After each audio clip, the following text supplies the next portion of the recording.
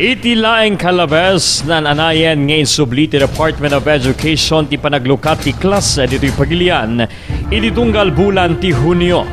Dahil itiket kalpasan nga at dadag iti naobserbaran arisko iti salunat nga epekto ti kinabarat ti panawen. Imbes nga agbalin na kalmado ken saanen nga agdanag dagiti estudyante naganak ken mangisursuro. Apay kanayon nga adda sa lutsod nga agururay ti sungbat tunggal adatudo.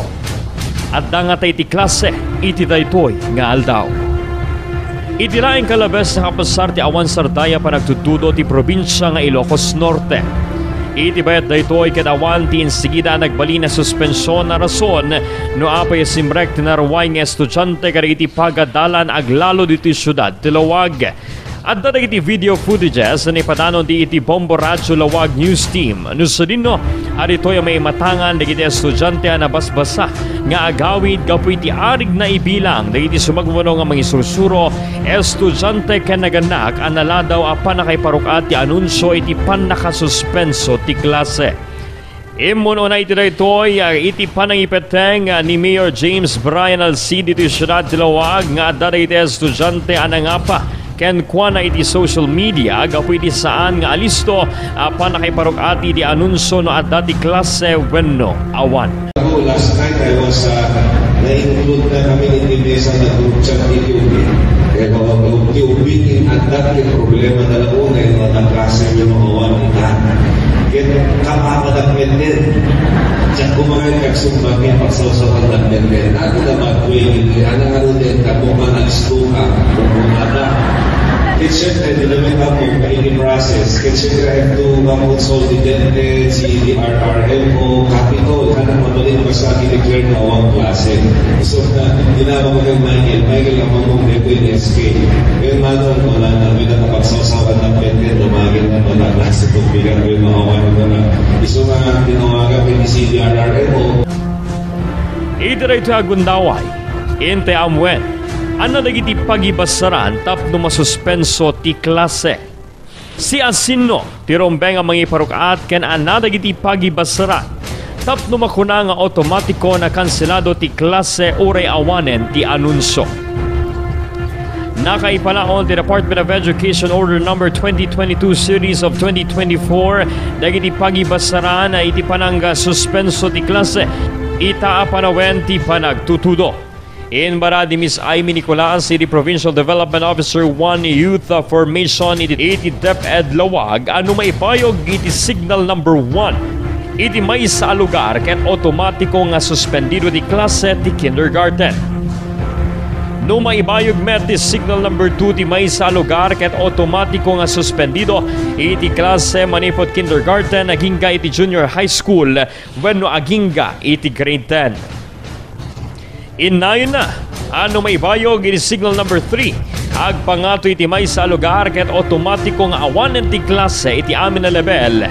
In baka amuna nga nauray kasto iti pasama ket agtultuloy iti panagadal dagiti estudyante babaen iti modular learning akas nakailanad metlaeng iti nasoong DepEd order. We are under DepEd Order number 22 series of 2024. Apo.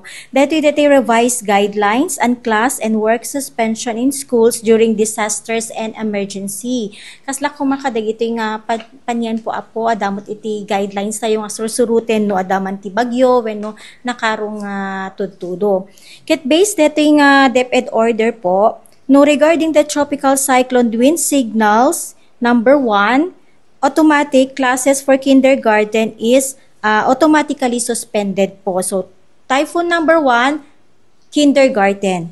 So, for tropical cyclone wind signal number 2, face-to-face classes for kindergarten up to junior high school po or grade 10 lamang po ang classes is suspended, provided that elementary and junior high school will shift to modular distance learning. So, uray no awanti face-to-face classes da po, meron pa rin pong continuous learning po sa ating mga estudyante. So, adito modular distance learning, performance task, projects, or make-up classes, nakabase met no DJ plan iti may isang school, no kadagito nga paspasamak. Keno tropical cyclone wind signals number 3, of course, classes and work in all levels in affected area shall be automatically suspended. So, classes and work EJ eskwela from kindergarten to senior high school or grade 12. And of course, pati na rin po dito sa division office po. Adamit kami dito'y guidelines, sir, nga ti local chief executive, when ti LGU shall decide, shall assess the situation po, no masapul nga ore signal number 1, han lang nga kindergarten ti maapektaran, mabalin na met, sir, nga i-declare nga suspension of work. But of course, in coordination with iti Schools Division Office of Lawag, ken kaste ko nakhaan no kamet nga ma-stop DJ learning dagiti estudyante. So discretion po ng ating LGO no makita na no anati situation iti kanya-kanyang lugar, mabalimit kanya-kanyang barangay, kanya-kanyang eskwelaan, depende po na anati situation nyo. Inay na a responsibilidad di lokal na gobyerno nga i-assess ken i-monitor ti sitwasyon. Kunana nga makita na ang risko ti mapaspasaran nga epekto iti may sa abagyo, kaya't mabalin nga ideklarara iti lokal na gobyerno nga isuspenso ti duma at tukad ti edukasyon. Kabayatan na inpaka muna apakasignan met iti kinapigsa ti tudo, oray awan ti bagyo iti may sa lugar kaya't mabalin nga ibasar iti suspension ti klase iti parukat ti pag-asa a rainfall advisory when rainfall weather warning. En pakamo ni Miss Nicolas ano may deklarara yellow warning ti may sa lugar kaya't maipaima iti lokal na gobyerno ng runa iti mayor ti may sa syudad wenno ili no isuspenso na ti klase wenno saan pakiramana no ana atukad ti masuspenso. Second pa ken kuana numet maideklarar nga day ti orange wenno red rainfall warning iti may sa lugar kaya't rumbeng ang masuspenson ti klase. Kunana tiwagas, hindi pa nakasuspenso na ito'y ket nakadepende ti sitwasyon. Inmarad na ano may deklarar nga orange when red warning no addan iti pagadala na iti estudyante. Kaya iti school head iti rumbeng ang mga deklarar na suspendido iti klase.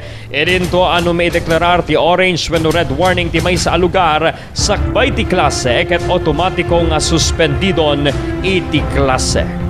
No met about rainfall and flooding warning po, based po tayo sa Pag-asa warning update.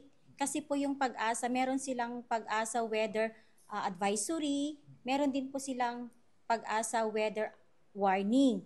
Pero dito po sa DepEd order na to, nakabase po tayo sa Pag-asa rainfall or flooding warning po ito. Pag yellow warning, based po sa ating DepEd order, the LGU shall decide po no isuspend dati klase when no saan in coordination po with the Schools Division Office. So na makita da nga ti situation po ket madin pero nasa yellow warning pa lang po tayo, the LGU or the local chief executive pwede pong isuspend yung classes. But still hindi mai-stop po yung pag-aaral ng mga bata kasi meron po silang alternative learning delivery mode. And then, yung susunod na naman na warning po yung orange or red warning po from Pag-asa. Nung madamati klasen up po and then nag-orange or red warning tayo, the school head, mabalinan nga i-declare nga suspended iti klase.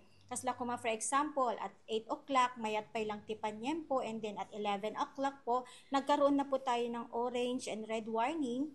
Bale, ini school head, mabalinan i-suspend ti klase po. But, hanamit nga sigud nga parwaren dagiti ubing wenno dagiti personnel na no diket kitain na met nga adda timang dagas ka dagiti ubing wenno nasaya at met lang iti panagawid da po ket no madipay lang they can stay ijay uneg ti eskwelaan pay lang po for their safety. Ngem no adda orange and red warning before nga nag-start ti klase po or nag-start iti office, automatic po kahit wala pong announcement from the LGO or for the school, automatic suspended na rin po yung klase. But of course, ang mga eskwelahan po natin, as a protocol po, magbibigay pa rin po sila ng information dissemination para po hindi rin po ma-suspend yung kanilang pag-aaral, automatic adamit obraenda para ma-maintain yung learning po ng mga bata. Kalpusan ni tinagbalin na kapadasan ni Mayor Alcide ti syudad. Kuna na maawatan na dahito yung sentimiento na iti estudyante. Ngem rumbeng ang maawatan dahito saan nga insigida apan na kay parukat ti anunso. Inalawag na nga dadag iti koordinasyon na kasapulan ng aramidan kas edipan na kikoordinari di City Disaster Risk Reduction and Management Office PAGASA, Department of Education and Provincial Government of Ilocos Norte. Kasi dito nga po DJ pag-GEP pinag-declare iti sa class, suspension of class, suspension of work. Siyempre nakiko-coordinate kayo.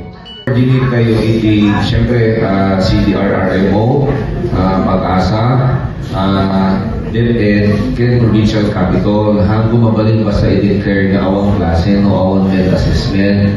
So, DJ ako. So, hindi rabi ipinamonitor ko, nasayaan, no ang warning kayo. So for yellow warning met belain nga po naga elementary and below ano ba nagbasa.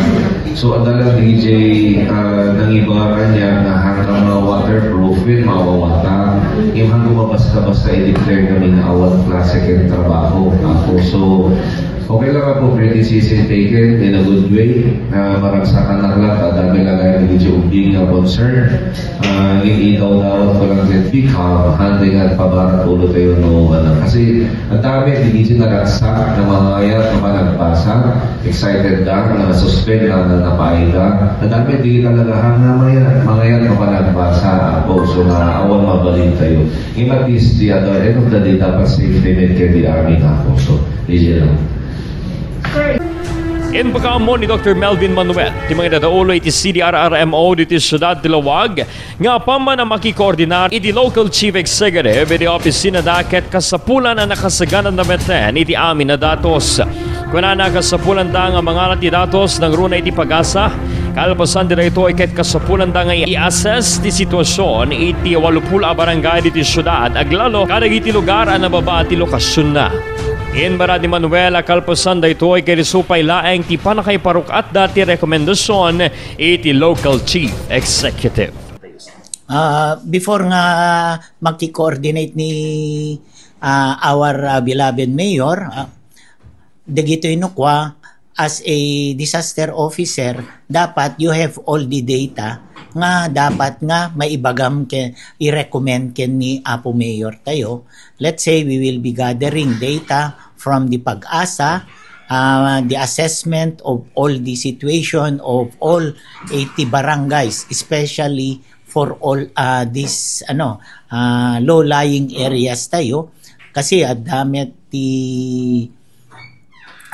records tayo no asin noti kang kanayon nga ma-flooded, malaylayos. So we will be assessing those before then i-base tayo DJ at the same time i-base tayo met iti ti ibaga iti PAGASA. Then we will be recommending it to the mayor and we will be coordinating also with the capital nokwa. City Government of Lawag. Karin sigida koordinasyon met ti kalikagom ti City Government of Batak no at tarig iti mapaspusaran at saan na napintas sa saan na panawen. Segon kini Mayor Marky Chua iti Syudad ti Batak. Sanaydan karaytoy a sitwasyon. Kuna nang adda mapasaranen nga saan na napintas sa saan ti panawen ket automatikon nga adda iti protocol sa suruten dagiti sumagmuno a pag-opisinaan da kasi di City Disaster Risk Reduction and Management Office iti General Services Office kan iti City Engineering Office tapno sigot ang makairwarda iti anunsyo pakasaknan ti suspensyon ti klase. Malaksid tiraytoy kuna na nga makikoordinar na pa the Department of Education kan ti Provincial Government of Ilocos Norte. Yun nga we're experiencing this bad weather. Pero sanay na kasi ang Batak dyan. I don't want to get credit from it. Sanay na kami dyan. Ang CDRRMO namin, ang GSO namin, ang engineering office namin. Pag may mga ganitong pangit na weather, meron na kaming mga protocols to decide if whether we will cancel or not. Madali lang naman siya. Saan ang mailinged nga itibaet dagiti pagalagadan na kasapulan na suruten? At dalata dagiti desisyon na maudi ken saan na nalawag? Ngem saan akanayo na kasapulan nga agdependar dagiti naganak ken estudyante ti agbalin nga anunsyo ti suspension ti klase?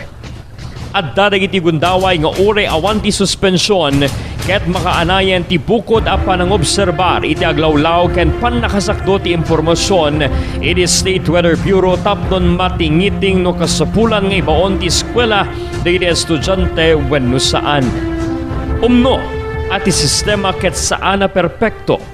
Ngem saan met daytoy ti aramaten awagas iti panagpipinabasol. Daytoy ket panawen ti panagtitinulong gaputa iti kamaudyanan may-maysa iti kalikagom ti amin. Kinatalged ken seguridad dagiti anak wenno agad-adal. Para di Bombo Investigative Report, Bombo J. Agnir, this is Bombo Radio Philippines, the #1 and most trusted source of news and information, Basta Radio. Bombo!